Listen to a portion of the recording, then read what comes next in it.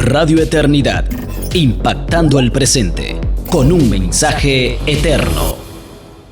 Julián Musa y Francis Vargas, es un excelente día y también una excelente oportunidad con el invitado que tenemos para tratar un tema muy especial que significa mucho para la comunidad de creyentes, pero para todos aquellos que les gusta el conocimiento y rastrear la historia de lo que es la fe, lo que es la iglesia. Así que de inmediato paso a Julián Musa. Julián, ¿cómo estás? Buenos días. Muy bien, mi hermano. De verdad que es un gozo verte y estar con cada uno de aquellos que están ahí, escuchándonos, viéndonos en su programa Perspectiva, donde como cada lunes pues traemos temas con la intención de que cada uno de ustedes que está con nosotros pues pueda ser edificado. En el día de hoy nosotros tratamos un tema que es relevante para nuestra fe, pero también es un tema histórico, que tiene una trascendencia histórica en la humanidad. Y estamos muy contentos de poder compartir hoy contigo y con el invitado que tenemos. Sí, déjame decirte que el invitado que tenemos para el día de hoy, gracias a Dios, yo pensaba que iba a ser muy difícil conseguirlo. Y la verdad no lo fue. Pero no es por falta. No fue por falta de que simplemente estaba todo dado. Porque siempre su agenda, siempre tiene muchas ocupaciones. Su trabajo en el ministerio es muy ocupado. Pero lo que lo hizo fácil fue su disponibilidad. Muy accesible. Él supo pues sacar ese tiempo precioso para dedicarlo a estar con nosotros en este día. Y de inmediato yo quiero que tú presentes a nuestro invitado que va a tratar un tema súper interesante en este día en Perspectiva. Estamos muy contentos de tener en este día con nosotros al pastor Miguel Núñez, quien es pastor de la Iglesia Bautista Internacional IBI. También es el vicepresidente de Coalición por el Evangelio en Español, es médico, sí. Ha sido una persona que también ha sido entrevistada para tratar temas médicos a nivel de la nación y es un hermano, un amigo de Radio Eternidad, una persona que apreciamos y estamos muy contentos de poder tenerlo por aquí. Bienvenido, Pastor Miguel. Gracias, un placer poder estar con ustedes y ciertamente, como ya tú acabas de decir, es cierto que tengo muchas cosas, pero me gusta apoyar las causas que están tratando de contribuir al cambio de la sociedad y a iluminar la mente en la sociedad y crear una conciencia nacional. Y por eso estoy aquí. Así que gracias por la invitación. No, gracias a ustedes. Yo sé que nuestros oyentes están muy contentos y aunque no lo dicen a gritos, hay muchas personas que ellos esperan que nosotros pasemos por acá. Así que están complacidos con la presencia de Miguel y todo lo que se va a tratar. Este mes es oportuno para tratar un tema y este tema pues encontramos en usted la persona idónea en este tramo para hablarnos de esto y que nuestros oyentes, tanto el cristiano como decíamos al principio como el que no lo es, pueda aprender realmente qué significó este acontecimiento. Y vamos a hablar de lo que es la Reforma Protestante. Y la primera pregunta en sí que yo quiero hacerle es, viendo los acontecimientos históricos, haciendo un paralelismo, aunque en contextos diferentes, aunque hubo pues efectos muy, muy similares, ¿en qué podría compararse, en qué importancia en su contexto, lo que fue la industrialización, la era de la industrialización, con lo que es la Reforma Protestante en ambas partes de la historia? Sí. Bueno, yo creo que la Reforma Protestante, su impacto fue mucho más amplio, de hecho, que la Revolución Industrial, aunque para muchos no le parezca así. Porque es que muchos ven la Reforma Protestante simplemente como una revolución religiosa, por así decirlo, o cristiana, pero fue toda una revolución de la sociedad, porque trajo una nueva cosmovisión a la sociedad. Y esa nueva cosmovisión vio entonces a través de ese lente la economía, la educación, el desarrollo de los estados, la economía, la política. Yo no creo que haya un área de la sociedad, estaba tratando como de ver los diferentes sectores, pero yo no creo que haya un área de la sociedad que no haya sido impactado por lo que fue el movimiento de la Reforma, y obviamente eso le dio un impulso enorme. Pero en un sentido, la misma Reforma contribuyó a que la Revolución Industrial se diera posteriormente, porque Hasta ese momento lo que existía en términos económicos era como un feudalismo. Estaba la nobleza, estaban los campesinos, vamos a comenzar de abajo, los campesinos, la nobleza y la realeza. Entonces, y dentro de eso estaba mucho el poder de la Iglesia Católica, que tenía grandes propiedades agriculturales, que era mayormente como la economía era. Entonces, cuando la reforma entra, la reforma cuestiona incluso la monopolización del comercio y la monopolización incluso de los precios, esa nueva cosmovisión. Y por tanto, las cosas comienzan a cambiar en esa dirección. Y los estados, como nosotros lo conocemos hoy, los países y su sistema de gobierno, en gran parte, ese nuevo impulso sale de la forma de pensar de los reformadores, que entienden que el individuo, por un lado, es independiente y no le debe estar lealtad ciega al gobierno por un lado, pero también a la Iglesia de Roma por otro lado, sino que él tiene la capacidad de pensar, de leer la Biblia, de interpretar la Biblia, y que las formas más democráticas de gobierno, que no existían en ese momento que la reforma surge, surgen de ese nuevo pensamiento que la reforma trae, en un contexto también donde ya el Renacimiento se había comenzado a dar y hay toda una nueva revolución de esas formas de pensamiento que dieron al traste con lo que es literalmente los estados modernos. Eso ha sido reconocido aún por historiadores. La revolución industrial impulsó el desarrollo de lo que ha sido llamado la acumulación de riquezas. Sí. Las naciones no tenían como naciones, había gente rica, pero las naciones como naciones no habían acumulado riqueza hasta ese momento porque no había desarrollo industrial precisamente. Entonces, en el momento en que la reforma comienza a cambiar la forma de pensar, que incluso trajo una nueva ética de trabajo, caracterizada en esencia por diligencia, disciplina y frugalidad. Que esa frugalidad hoy la gente ni la conoce. Frugalidad. ¿Qué viene siendo frugalidad? Que es, tú produces, pero no es para gastártelo todo. Okay. Tú vives, tú ahorras, tú inviertes, tú piensas que hay otras personas a quienes tienes que ayudar o debes ayudar. Tú piensas en la generación que viene. Sí. Eso no se conoce hoy. Yo recuerdo mi abuelo, él murió, yo tenía apenas 8 años, pero mi papá me contaba que mi abuelo, cuando tenía 90 años, estaba sembrando matas de aguacate. Tuve una idea de cómo pensaba la gente antes. Y la gente le decía, pero la mata de aguacate te toma 5 y 6 años para darte aguacate. Sí. Y yo oí la respuesta, sí, pero cuando yo nací yo encontré. Es verdad. O sea, él estaba creando una producción para la próxima generación.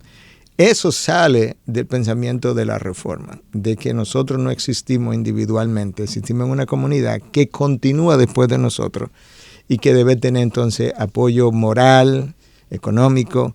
Entonces la revolución industrial permite ahora la acumulación de riqueza como nación, porque los individuos se desarrollan independientemente con industrias independientes, con fábricas independientes que ya no son monopolizadas ni por el gobierno feudal, ni por la iglesia de turno, o una combinación de ellos dos, sino de forma individualista, por así decirlo. Y eso produjo entonces que las naciones comenzaran a progresar y acumularan riqueza, como está hoy. Pastor, en el siglo, sabemos, ¿verdad? El enfoque de este programa es dirigirnos hacia el impacto de la reforma y a manera así rápida, muy breve, sabemos que el movimiento de la reforma surge a partir del siglo XVI, con Martín Lutero como protagonista en Alemania, el 31 de octubre del 1517 precisamente. Pero la pregunta que quiero hacer es, ¿cuál fue, digamos, el punto principal que dio paso a todo el movimiento de la reforma? Bueno, tú sabes que ya venían ciertos cuestionamientos antes de Martín Lutero, en lo que se ha sido llamado los pre-reformadores. Sí. Entonces ahí está Wycliffe, ahí está John Huss y Savonarola, por otro lado, en Florencia. Esos fueron como los 3 principales pre-reformadores, que comenzaron a cuestionar, por un lado, Wycliffe comenzó a controlar la corrupción dentro de la iglesia propiamente dicho. Y comenzó entonces a traducir, a hacer su propia traducción de la Biblia a partir de los lenguajes originales, que nunca pudo terminar porque lo mataron. Y luego sus restos fueron posteriormente exhumados y luego quemados y tirados al río. John Huss comenzó a cuestionar lo mismo que Lutero. De hecho, cuando Lutero estaba siendo entrevistado antes de la dieta de Worms en 1519, una de las cosas que se le estaba tratando de hacer fue asociarlo con John Huss para condenarlo como hereje. Sí. Porque John Huss había sido condenado y quemado como hereje. Lutero no conocía que John Huss pensaba como él. Entonces, en un receso, el interrogatorio duró todo un día, en un receso él sale para la biblioteca y comienza a leer de John Huss, y ahí él se da cuenta que ellos pensaban muy similar. Y entonces Lutero finalmente termina en la dieta de Worms defendiendo, ¿verdad?, la doctrina de la justificación. Más que la doctrina de la justificación por la fe, en ese momento era sola escritura, o sea, pero dentro de sola escritura está la doctrina de la justificación por la fe. Pero lo que disparó a Lutero, que lo airó enormemente, es que este enviado del Papa, estoy tratando de recordar su nombre, viene a vender indulgencias, perdón de pecado, al territorio geográfico en el que Lutero vivía, para supuestamente con ese dinero construir la Catedral de San Pedro. Y eso aira a Lutero, y Lutero entonces hace una revisión de todo lo que ya él venía estudiando y hace sus 95 tesis que fueron clavadas en la puerta de la Catedral de Wittenberg. Es ahí donde comienzan las cosas. Sí, porque se ha dicho que la intención de Lutero no era armar todo lo que se armó, sino que se aclararan las cosas. Y que la Iglesia Católica entendiera estos puntos fundamentales de lo que era la fe. Lutero solamente quería hacer una discusión de la doctrina, predominantemente de la justificación por la fe. Y estas tesis incluso fueron escritas en latín, no en alemán, que era el lenguaje del pueblo, en latín, porque era para discusión académica. Sí. Exacto. Y lo que usted mencionaba, la persona Johannes Tetzel, exacto, que era el que fue enviado a la venta de indulgencia y queriendo prácticamente comprar, digamos, comprar el cielo prácticamente. Ese era el enfoque de la... Bueno, pues Tetzel irritó a Lutero. Lo irritó enormemente. Sobremanera. Y obviamente, ¿cómo puedes pensar que tus pecados... No solamente que tú puedes comprar perdón, tú podías comprar el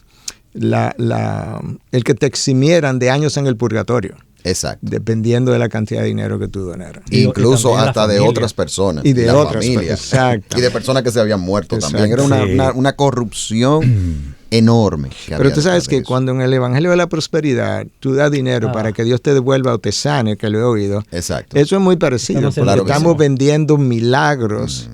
Eso tiene la misma corrupción detrás en otra área, pero es la misma corrupción del Evangelio y de todo lo que la palabra de Dios y la santidad de la palabra. Un tipo de indulgencia. Sí, porque incluso se dice descaradamente, siembra la salvación de tu familia. Exactamente. Siembra tal cosa, o sea, da dinero para que Dios te haga un favor. Como puedes ver, no hay nada nuevo debajo del sol. No. Es el mismo corazón. Gracias a nuestro oyente por estar en nuestra sintonía. Hay muchos, Miguel y Julián, que podrían estar diciendo, ok, excelente, no puede ser mejor de ahí, pero hay algo que falta.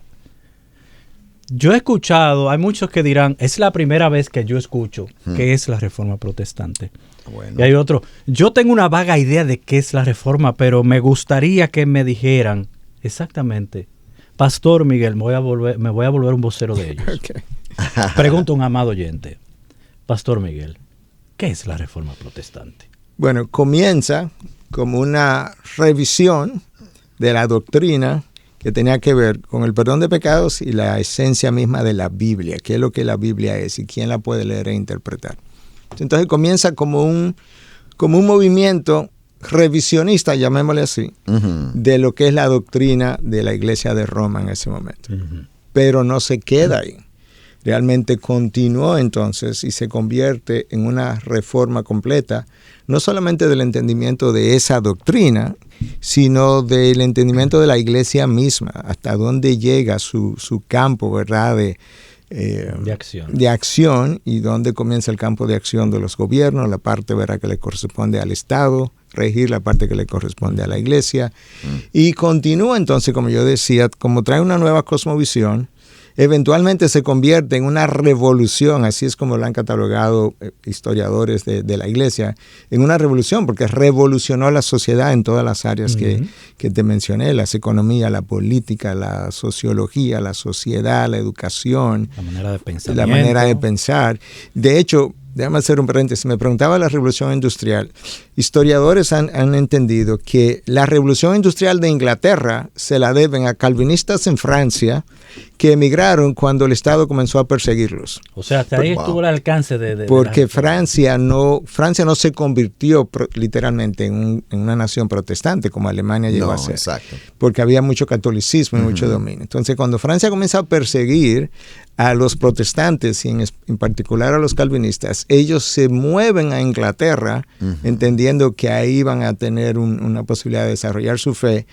Y historiadores le han atribuido el impulso de la revolución industrial en Inglaterra a esa migración. Que sí fue grandemente impactado por la reforma protestante. Enormemente. Entonces ahí tú puedes ver que realmente por eso pasa de un movimiento revisionista de doctrina a una reforma protestante de la iglesia que protesta, que se divide, que reinterpreta todo lo que Roma había interpretado conforme a sus dogmas y concilios, y crea entonces una nueva cosmovisión. Y yo diría que la forma de resumir la cosmovisión de la Reforma es mucho más amplio. Uno podría pasarse varias horas en esto, pero Dios pasa al centro de la historia. Cristo pasa al centro de la predicación y la iglesia y la Biblia pasa al centro de la vida de la iglesia. Eso determinó absolutamente todo. Sí. Bien. Dios gobierna la historia, Cristo es el centro de la predicación y la Biblia es el centro de la vida de la iglesia. Pero eso produjo, pastor, tuvo que haber un impacto en la manera de cómo la gente empezó a ver a Dios a partir de ahí. Absolutamente. Entonces, ¿cómo las personas empezaron a tener entendimiento de Dios? ¿De qué manera fue revolucionario en ese sentido? En la manera... ¿Qué pasó? Ya, ¿cómo la gente empezó a ver a Dios a partir de la reforma? Bueno, por un lado, Dios era un juez. Martín Lutero se sentía bajo el dedo acusador de Dios todo el tiempo. No podía ni dormir, porque entendía que este Dios juez exigía santidad perfecta. Él no la tenía, entendía que no la podía alcanzar y no sabía cómo le iba a solucionar ese problema. Entonces se veía como un juez, distante, allá arriba, separado. Tanto así que en cierta manera parecía como el Antiguo Testamento. La gente tenía que acercarse a Dios vía el sacerdote. Por eso es que Lutero, una de las cosas que introduce el sacerdocio de todos los creyentes en múltiples áreas del diario vivir. Entonces ahora Dios está más cerca. Tú tenías que confesarte con el sacerdote, pero ahora Dios adquiere otro carácter. Este es el Dios Padre. Este es el Dios que sale a buscar al pecador. Este es el Dios de misericordia, que perdona pecados, que tú puedes ir donde Él directamente. Tú eres un sacerdote ahora de ese Dios como creyente. No necesita ese otro sacerdote intermediario como en el Antiguo Testamento. No hay un confesionario ahora, porque yo puedo hablar con Dios. Antes la gente no podía ni leer la Biblia. Ahora yo puedo leer la Biblia y conocer a ese Dios de manera personal. Entonces Dios pasa a ser personal. Sigue siendo un juez, pero no sin ser padre al mismo tiempo. De manera que Él me ve como un hijo, es el juez del cielo y la tierra, la Biblia lo declara, pero no tiene ese dedo acusador sobre sus hijos, porque ya pasamos a ser parte de su familia y mis pecados han sido perdonados en Cristo. Entonces el Dios Trino queda más claro, aunque estaba ya conocido, pero queda más claro ahora. Y el rol de Cristo como intercesor y perdonador de mis pecados, su sacrificio, también queda más claro, que fue lo que alcanzó, y ahora yo me siento más cerca de ese Dios. Pero al mismo tiempo, elevó a ese Dios, por otro lado, al Dios soberano de la historia, que gobierna la historia. Y por otro lado, como decía Kuyper posteriormente, ¿verdad? Otro de los, no de los reformadores, pero sí de los pastores reformadores posteriores, y llegó a ser primer ministro de Holanda, que no hay pulgada cuadrada en el universo que Cristo nos reclame como suya. Wow. Amén. Entonces la reforma realmente entiende que Dios gobierna y es Señor de cada pulgada cuadrada de la creación. Y eso no estaba así anterior a la reforma. Hablábamos de que la reforma hizo un impacto prácticamente en todo lo que es la vida del ser humano, la política, la educación y también lo que es la cultura. Algunas cosas específicas que podríamos hablar sobre eso. Bueno, en cuanto a la educación, por un lado, la mayoría de los colegios, bueno, primero, cuando la reforma llega, las mujeres no estudiaban, muchas ni siquiera leían. Aquí ni votaban. Sí. ¿Pero? Aquí ni votaban. No, bueno, exactamente. Entonces, bueno, eso te da una idea. Cuando la de cómo era antes. De cómo era antes. Cuando la reforma entra, no, la educación es importante para todo el mundo. Además, anterior a la reforma, estudiaba la nobleza. Eso es. Pero la persona de abajo, que en esa época la mayoría eran campesinos, no, eso no era importante para ellos. De hecho, pensaban que la ignorancia era la madre de la piedad. ¿Cómo? Como que si tú te educabas, entonces tú te corrompías.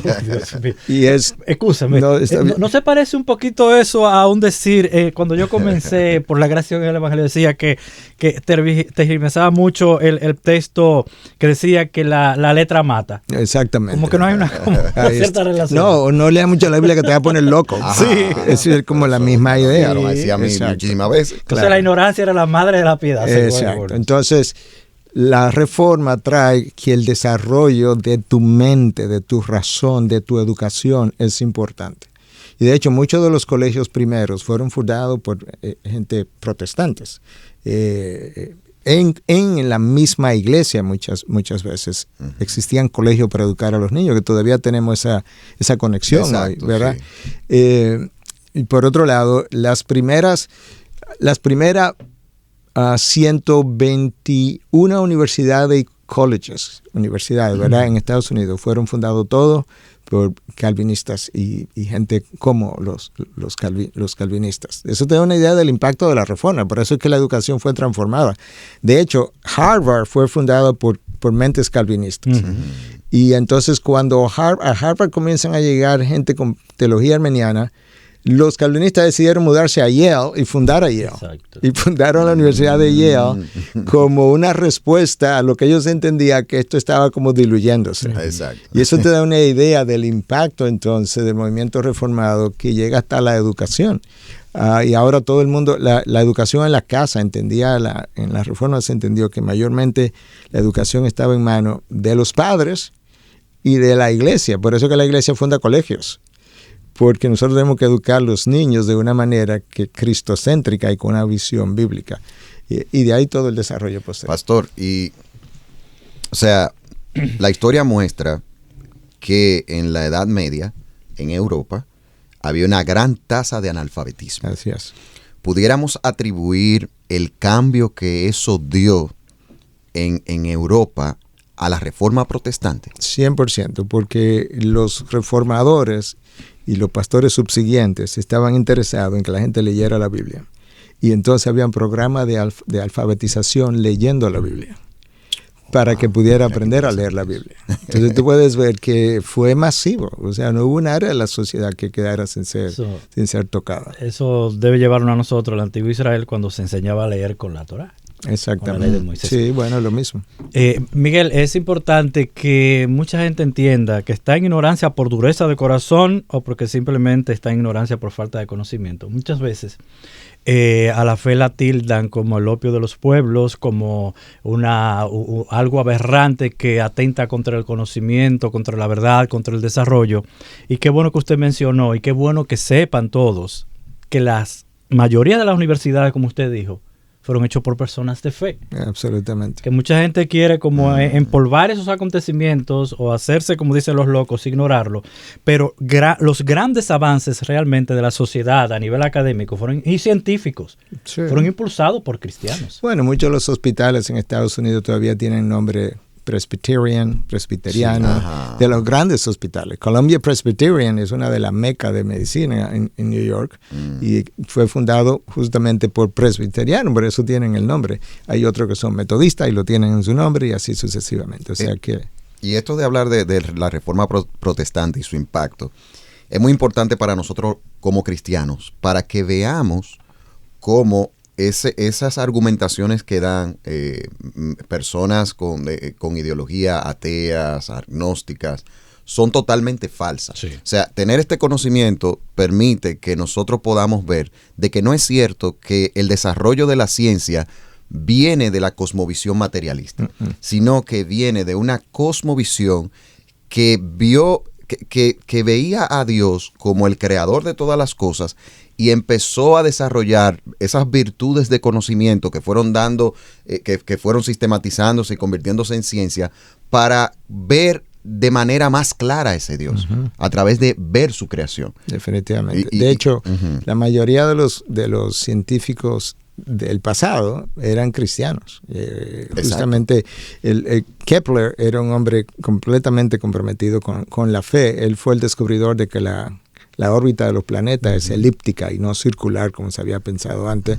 El padre de la genética, Mendel, era cristiano. El padre de la genética moderna era cristiano. Padre del método científico. El padre del método científico. Blaise Pascal, físico, matemático, era un gran pensador cristiano, comprometido con la fe cristiana, como nosotros conocemos la fe cristiana. El descubridor quien describió la fuerza de la gravedad, Newton, era cristiano. La mayoría de esos hombres de ciencia eran cristianos. Los padres de las ciencias modernas fueron creyentes en Cristo. Definitivamente. Esa es la verdad. Definitivamente. Y esas son cosas que nosotros debemos, ¿verdad? Los creyentes tenemos que saber para que cuando vengan a decirnos a nosotros que la ciencia y la fe están divorciadas, podamos decirle que no, sino que la ciencia es una virtud que Dios ha dado al ser humano y que tiene como fin principal el que nosotros podamos ver la gloria de Él y también podamos usarla para el beneficio de los demás a través de lo que es el amor al prójimo. Definitivamente. Miguel, si uno se pone a ver el mundo de la fe, el mundo religioso, sin muchos esfuerzos puede ver cómo hay más iglesias, se levantan más denominaciones, hay lo que mucha gente llama un gran avivamiento, queriendo evocar los grandes avivamientos de los siglos pasados. Y una pregunta que parecería, si nos sentamos en este contexto, una pregunta fuera de lugar, una pregunta atrevida, loca, irreverente, pero... Irreverente no. No. Para mucha gente, porque la pregunta es la siguiente. Y ahí mismo le voy a poner la otra para que de una vez. Pastor Miguel, con todo esto que estamos viendo, aún así la iglesia presente necesita una reforma. La respuesta rápida es sí. Y la respuesta histórica es fuerte ahí con esa pregunta. Y la respuesta de los reformadores es que la iglesia reformada siempre tiene que reformarse.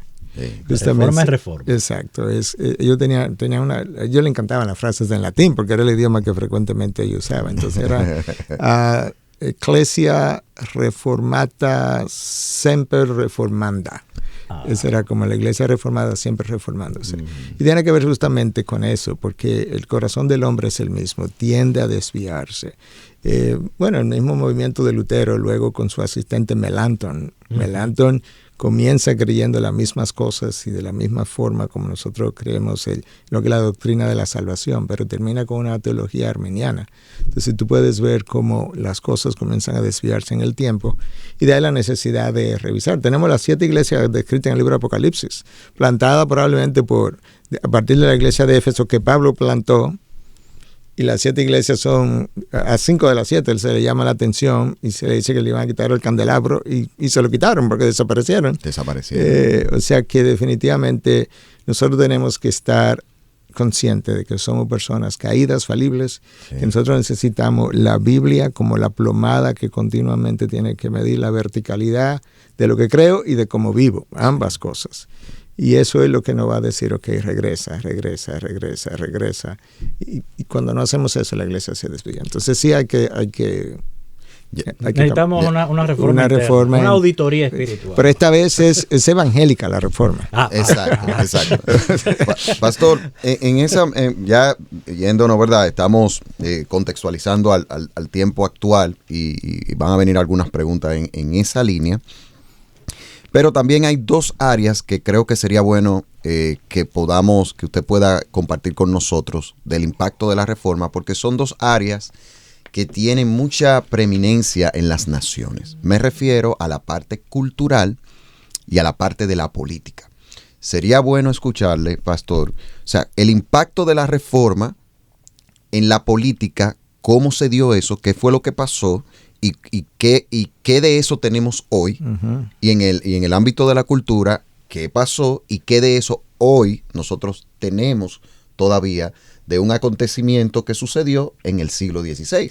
Estamos hablando varios siglos atrás. O sea, bueno, por un lado, como mencionamos algo anteriormente, hasta la Reforma mayormente los gobiernos eran feudales, ¿verdad? Esta asociación del clero, de la Iglesia Católica, con gente de poder y en posesión de grandes territorios. A partir de la Reforma, con esta nueva cosmovisión de que Dios es quien gobierna el mundo, entonces la gente comienza a pensar la necesidad de que el individuo no se considere tanto como un esclavo de esos amos poderosos y de la iglesia misma, sino que tenga su capacidad independiente de pensar. Y que nosotros necesitamos una forma más democrática de poder vivir bajo vamos a llamarle el poder del gobierno, ¿verdad?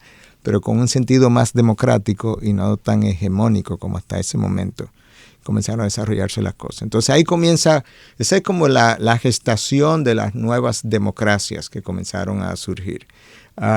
De hecho, el gobierno norteamericano, con la independencia de los tres poderes y la Constitución, muchos de los fundadores no fueron necesariamente cristianos per se, algunos lo fueron, pero muchos eran deístas, creyentes en un Dios que creó el mundo. Y ese Dios, pero la concepción de ese Dios era todavía sacada de la Biblia en la mayoría de ellos. O sea, no era el Dios del hinduismo, no, era el Dios que hasta ese momento había impactado la sociedad. Entonces, ahí hay una diferencia de cómo los gobiernos debían ser. Pero por otro lado, a diferencia de los anabautistas que decidieron aislarse de la sociedad, del gobierno, para no contaminarse, el movimiento reformado entendía que no, que nosotros necesitamos como representantes de Dios estar en el mundo sin ser del mundo, lo que Cristo dijo. Ellos están en el mundo pero no son del mundo, y ser sal y luz. De manera que los reformadores entendían que aún en el gobierno necesitábamos cristianos en diferentes áreas del gobierno para la influencia de sal y luz de los cristianos, porque si no estamos ahí, ¿quién va a ser la sal y la luz en esos momentos? Y tú puedes ver que en el transcurrir del tiempo tú tienes un Wilberforce que estuvo en el Parlamento inglés y peleó por la liberación de la esclavitud, la eliminación, por 26 años. Y finalmente triunfó la abolición de la esclavitud. A eso es que se referían los reformadores, que nosotros necesitábamos estar en la sociedad, incluyendo en los gobiernos, porque Dios nos quería como entes influenciantes en todos los lugares.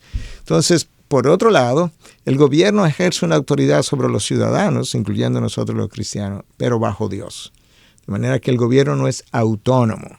Ese era el pensamiento del reformador. Okay. El gobierno tiene una autoridad a la que le debe, a la que le tiene que rendir cuenta. Romanos 13 dice que el gobierno es un ministro, la palabra ahí es diácono en el original, es un ministro de Dios para vengar lo mal hecho. Eso es como una idea de cómo es que el gobierno se supone que funcione.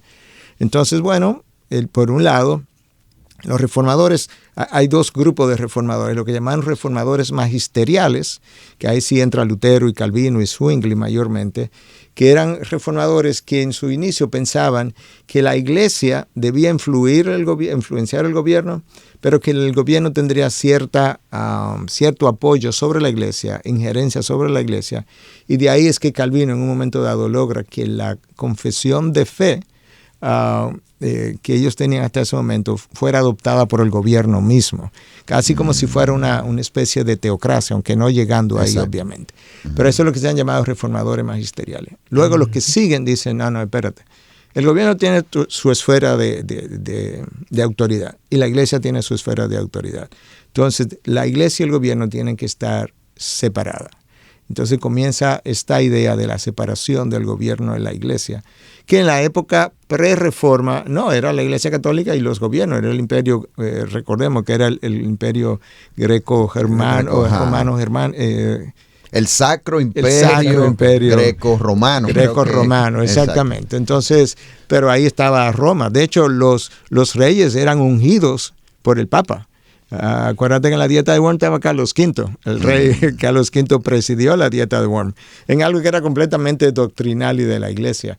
Hasta ahí llegaba la amalgama. Después de la reforma, no, eso no puede ser. Entonces ahí hubo un impacto también en lo que fue el cambio en los gobiernos, cómo se entendía la política. Los poderes del Estado viene de la reforma. Exactamente, viene de la reforma. Pero, sabe, Miguel, muchas veces nosotros, los cristianos, nos quejamos mucho de la forma en cómo se comportan los gobiernos. Todo lo que es el contexto político, nuestros gobernantes, nuestros legisladores. Pero es que realmente nosotros, en cierta medida, hemos cometido el error de dejar esos espacios. La iglesia ha cometido el error, ya sea por dogmatismo, por tradiciones o por un hermetismo sin necesidad, de que nos hemos, como hicieron los anabaptistas, no hemos recluidos.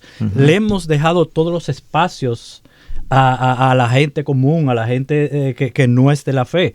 Muchos consideran que no, que es pecaminoso, que el cristiano no tiene que meterse en política, que no tiene que meterse en nada de gerencia del Estado, pero entonces nos estamos quejando cuando nos gobiernan mal. Claro. ¿No ha sido eso una clase de error? No, como usted decía, nosotros tenemos que participar en todas las áreas de la vida social. Claro, definitivamente. Lo hicieron los anabaptistas primero, pero luego el movimiento fundamentalista, que hizo muchas cosas buenas tratando de recuperar los fundamentos de la fe, pero al final de 1900 y principios de 1900, hasta 1920, produjeron una serie de artículos muy buenos en múltiples artículos en defensa de los fundamentos de la fe. Pero junto con eso introdujeron la separación otra vez. Entonces, hasta ese momento había mucha infiltración de los colegios, de las universidades, pero de repente el cristianismo se volvió como un gueto, como dicen en inglés. Entonces ahora nuestras propias universidades, nuestros propios todo, nuestros propios clubes, nuestros propios todo. Entonces, en esa burbuja nosotros no podemos ser sal y luz. De hecho, somos una contradicción a lo que Cristo nos dice. Yo me atrevería a decir que ese movimiento, más que los anabautistas, ese movimiento fue el que lamentablemente cedió el espacio a las corrientes materialistas que ya en el siglo XIX habían surgido a través de toda esta cosa de la teoría de la evolución, de esta nueva secta. Así es. Y todo esto. O sea que podemos ver ahí cómo es un grave error y vemos como herencia de la reforma protestante la importancia de nosotros vincularnos a asuntos del gobierno con la intención de exaltar el nombre del Señor y los principios que nosotros tenemos, o sea, con esa intención, no mezclarnos con el mundo, pero sí ser luz para el mundo. Exacto. Pastor, otra pregunta, ya el tiempo, ¿verdad? Muchísimas cosas quisiéramos preguntar, ¿verdad, Francis? Sí, hay cosas. Sí. Pero creo que ya en esta parte final... Yo tengo una pregunta que no se la puedo dejar de no, vamos a hacérsela. Yo le hago una y tú le haces una, no te preocupes, que la vamos a hacer. ¿Cómo se vería, o sea, por qué en Latinoamérica podemos decir, y lo he escuchado a usted diciéndolo, y ahí vengo, ¿verdad?, con algo que lo he escuchado, y para que usted ahí, ¿por qué Latinoamérica nunca ha experimentado reforma? Eso que impactó, lo que ha hecho la reforma, Latinoamérica nunca ha experimentado eso. Con tantos evangélicos. Con tantos evangélicos que hay. Claro. Bueno, hay un par de razones, pero en esencia, para comenzar, la reforma nunca llegó aquí. No quiere decir que no vinieron misioneros evangélicos, por así decirlo, de Estados Unidos sobre todo con el segundo avivamiento, el primero bajo Jonathan Edwards y George Whitefield. Luego el segundo era segundo bajo Finney, pero bueno, ahí vinieron misioneros. Pero era un misionero aquí, un misionero allí. Pero un movimiento de reforma, eso nunca llegó a Latinoamérica. Incluso nosotros podíamos pensar, hace 30 años en Latinoamérica, habían iglesias reformadas, no hay duda, y eso incluye a IBCJ precisamente, pero no había un movimiento de teología reformada. Yo situaría ese movimiento de teología reformada en los últimos 20 años en Latinoamérica, o sea, donde la teología reformada, debido a la expansión de los medios de comunicación, incluyendo cosas como esta, se ha podido proclamar y expandir rápidamente a los 4 rincones, por así decirlo, de Latinoamérica. Hasta entonces lo que se venía produciendo y conociendo era más una teología pentecostal. Y yo sé que hay hermanos pentecostales muy piadosos, muy entregados. Claro. No voy a cuestionar la vida de piedad de muchos de ellos. Pero en términos teológicos, lamentablemente, la teología como ha sido estudiada, la teología pentecostal ha sido transmitida de manera oral. Es una tradición oral, lo que dice el pastor, lo que dice el profeta, lo que dice el apóstol. Pero clásicamente el cristianismo histórico era una tradición salida de la Biblia y de escritos hechos. Era una tradición histórica, era una tradición escrita y por tanto razonada. Ajá. Entonces esa educación teológica, eso así nosotros no lo teníamos hasta hace recientemente en Latinoamérica. Sí, entonces ahora los medios de comunicación nos han ayudado. Ahora se ha podido en el tiempo de Dios. Tú sabes, los medios de comunicación como el Internet es la imprenta de Gutenberg. Exacto. Porque a través de la imprenta fue que se diseminaron las tesis de Lutero y eventualmente las Biblias. Bueno, ahora a través de los medios de las redes, pues se está diseminando este movimiento mucho más amplio en Latinoamérica. Cuando te dice teología reformada, está hablando de esa teología que exalta esas 5 solas. Básicamente.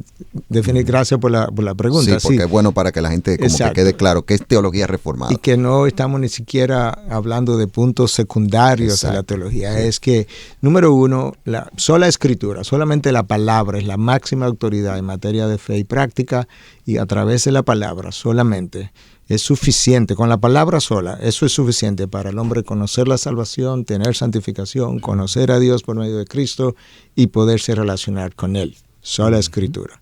Esa sola escritura entonces establece que la salvación es solamente por gracia, ahí está solo por gracia, la segunda sola, y que es solo por gracia por medio de la fe, la tercera sola fide, solo por fe, y que es solamente en Cristo, no hay intermediarios que puedan ayudar, no hay nada ni nadie que pueda contribuir que no sea Cristo como persona y la obra de Cristo como meritoria a favor nuestro y solo para la gloria de Dios.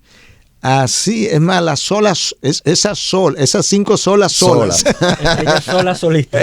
Eran poco conocidas incluso en una gran cantidad de iglesias, de iglesias evangélicas, donde yo he oído decir, pastor, mire, hasta no sé cuándo que yo escuché un sermón, yo no sabía que había una reforma protestante, yo no sabía lo que era la reforma protestante. Sí.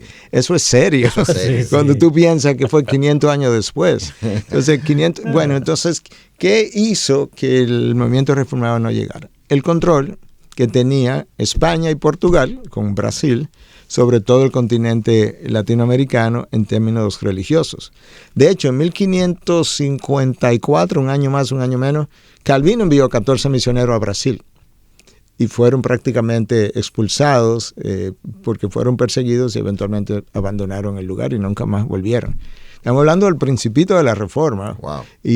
Y se quedó ahí porque había un control. Recordemos que ¿cómo se llama? La corte ahora se me fue, que juzgaba los casos en Latinoamérica.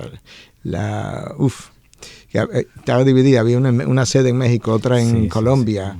Sí, tan pronto cualquiera de nosotros la menciona. Sí, no se preocupe. Pero bueno, esto funcionó hasta el año 1820. De manera que cualquiera podía ser llevado ante esa corte y ser juzgado por delitos que básicamente consistían en creer lo que la Biblia dice y no como la Iglesia Católica enseña. Miguel, se me ocurre pensar algo y tú me corriges, tomando otra vez de por qué la falta de ese impacto integral en Latinoamérica. Y no tiene eso también que ver, yéndonos un poquito a más atrás al tiempo. La Inquisición. A la famosa Inquisición, que había una. La triste, célebre, recordada Inquisición. Exacto. Hasta 1820. O sea, eso es el otro día. Funcionó la Inquisición. O sea, funcionaba en México y en Colombia. Sí, había una tercera sede que estoy tratando de recordar ahora, que creo que fue Perú. Perú, la Gran Colombia, como se llamaba en ese momento. Sí, en Perú era que estaba. Y la otra, y ahí funcionó hasta 1820. Y ahí tú podías ser, tú podías ser torturado y matado, juzgado por esa Inquisición por delitos, pero tu delito era que tú creías lo que la Biblia dice y no lo que la iglesia estaba enseñando. O sea, eso fue el otro día. Eso fue reciente. Reciente. Entonces, retomando,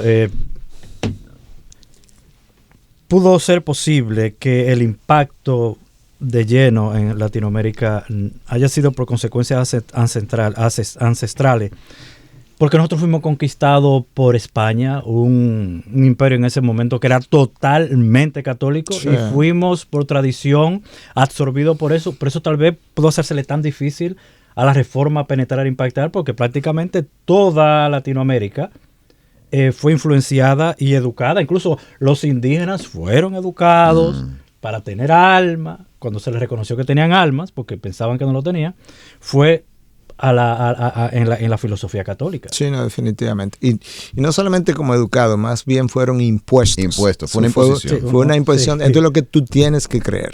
Y de lo contrario, tú sufres las consecuencias. España fue muy fuerte en contra de la reforma protestante. O sea, en España hubo inquisiciones por doquier y le hizo un freno que por eso no pudo penetrar. No, definitivamente. Sí. Y tú puedes ver el desarrollo entonces de los países que fueron influenciados por España y Portugal versus el desarrollo de los países tipo Estados Unidos, Canadá, Alemania. La diferencia es abismal. Sí. Te das cuenta hasta dónde la reforma, volviendo al impacto de la reforma. Ajá. O sea, tú puedes ver hasta dónde el impacto de la reforma llegó, que tú puedes ver la historia de las naciones y ver su desarrollo económico, cultural, su fortaleza, los gobiernos, mientras más cerca estaban de los principios de la reforma, más democráticos eran. Y prosperaban también. No, definitivamente, porque el diseño de Dios funciona. Si tú, aún tú eres ateo, si tú lo pones en práctica, el diseño de Dios, la fuerza de la gravedad funciona para todo el mundo. Y así con todo. El matrimonio, si tú eres fiel, tú eres honesto, tú eres trabajador, tú educas a tus hijos, tú vas a tener una mejor familia que el otro que no es de esa manera. Exacto. Aún si tú no sigues el Dios de la Biblia. Y así sucesivamente. Entonces, Julián, yo tengo una última pregunta. Bueno, ya. Así que ¿tienes algo más? No, ya yo te voy a dejar a ti, te voy a dar esa oportunidad. Ah, caramba. Ya esa es la última porque realmente el tiempo no nos da para más. Amado Pastor Miguel, y queremos decirle a todos nuestros oyentes que este programa va para nuestra plataforma de YouTube. Ahí usted va a poder verlo y analizarlo mejor.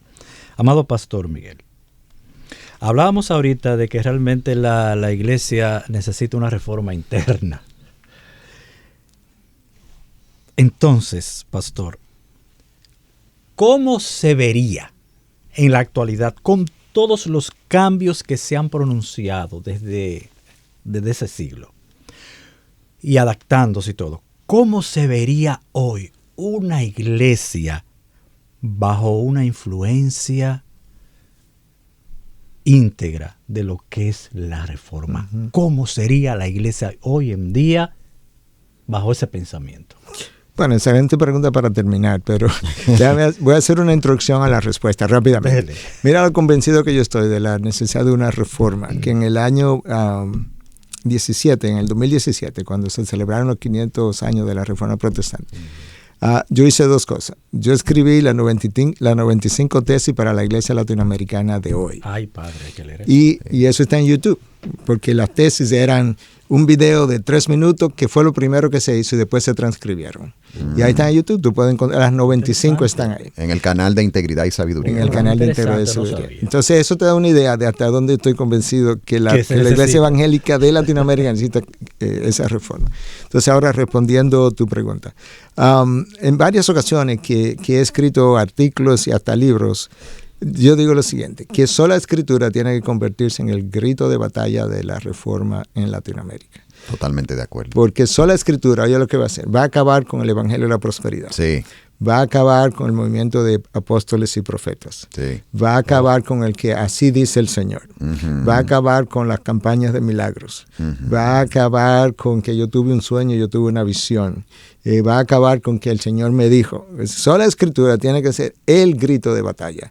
Todo lo demás va a darse por añadidura. Y realmente, aunque Lutero comienza peleando la doctrina de la justificación por la fe, al final, esto como se dice, que el principio formal de la reforma es sola escritura. Eso, o sea, lo que le dio forma a todo el movimiento. De ahí la palabra formal. Y que la doctrina de la justificación por la fe es el principio material. La materia que le dio el ímpetu, el impulso al movimiento de la reforma. Entonces, nosotros necesitamos el principio formal de la reforma, sola escritura. Va a terminar con toda esa paso de teología de tradición oral que no encuentra asidero en la palabra de Dios. Preceptos de hombres. Exactamente, cosas añadidas que contradicen la suficiencia de las Escrituras. El problema es que, y no sé si tengo el tiempo para esto, pero mira, Estados Unidos y Europa, su cosmovisión es la Comisión del Movimiento Moderno, es la razón. Entonces, como la razón es lo que estaba detrás, cuando ellos cuestionaron la Biblia, cuestionaron la infalibilidad de la Biblia. Si la Biblia no tiene errores, porque la razón dice eso no puede ser. ¿Okay? Eso es lo que le pasó a ellos. Latinoamérica no ha tenido mucho problema con la infalibilidad de la Biblia en general. Ese no es el problema. El problema de Latinoamérica es la suficiencia de la Biblia. Porque ahí yo traigo los sueños y las visiones y el Señor me dijo. Exacto, todo ese tipo de cosas. Entonces, como la Biblia no es suficiente, yo necesito todo esto también. Para completar. Exacto. Pero si yo te digo que pero ¿sabe por qué eso es así? Porque la cosmovisión de nosotros es animista. Eso. ¡Ay, sí! Y entonces en el animismo... Exacto. Entonces el animismo siempre tiene espíritu que hablan, espíritu que trae mensajes, espíritu guía, gente que consulta a un intermediario. Entonces, eso mismo, cuando la persona se convierte, aun el que se convierte genuinamente, ese animismo no sale de ellos tan rápido. Tú lo sacas rápido el animismo, pero tú no sacas el animismo de ellos rápidamente. Así es. Entonces cristianizan estas creencias. Y esa es la razón. Pero tú sabes que si tú tienes una Biblia insuficiente, tú terminas con una Biblia en necesidad de corrección. Ajá. Y si termina en una Biblia con necesidad de corrección, esa es una Biblia que no es infalible. Termina en la misma puerta otra vez. O sea, en Estados Unidos entró por la puerta de adelante de la inerrancia. En Latinoamérica entra por la puerta de atrás de la insuficiencia y termina en la puerta de adelante de la infalibilidad. Esto ya no podemos seguir, lamentablemente, ¿verdad? Porque de verdad que ha sido una conversación muy agradable, de mucha edificación y pastor, esperamos que en otro momento poder tenerlo aquí con nosotros. Bueno. De verdad que será de mucha bendición y damos gracias a Dios por este programa, que sabemos que así como nosotros hemos sido edificados para la gloria del Señor, pues sabemos que muchas personas también han sido edificadas. Déjame decirte que eso que con lo que terminó el pastor Miguel me acuerda a un comentario que nos dejaron en el último video que hicimos. Alguien se lo dijo: me fundí. Eso hay que verlo otra vez. Yo lo voy a ver y me lo voy a aprender como un versículo bíblico, porque la verdad que tiene mucho. Pastor Miguel, gracias por estar con nosotros. Oramos al Señor que no sea la última vez y que Él diseñe algunos temas para que usted nos edifique, y a toda la audiencia. Toda la audiencia ha recibido lo que es un curso online gratuito sobre la Reforma. Usted no tiene que pagar un curso para usted saber sobre la Reforma. El pastor Miguel nos ha traído en un viaje histórico desde sus inicios, sus razones, sus impactos y lo que sería hoy la Iglesia de Cristo si se estuviera aplicando la Reforma tal y como es en todo su valor. Gracias a ustedes por la invitación. Placer estar aquí. Mucha bendición. Gracias a ustedes por estar siempre con perspectiva. Más adelante este video va para nuestra plataforma. Dios bendiga y será hasta el próximo lunes. Radio Eternidad, impactando el presente con un mensaje eterno.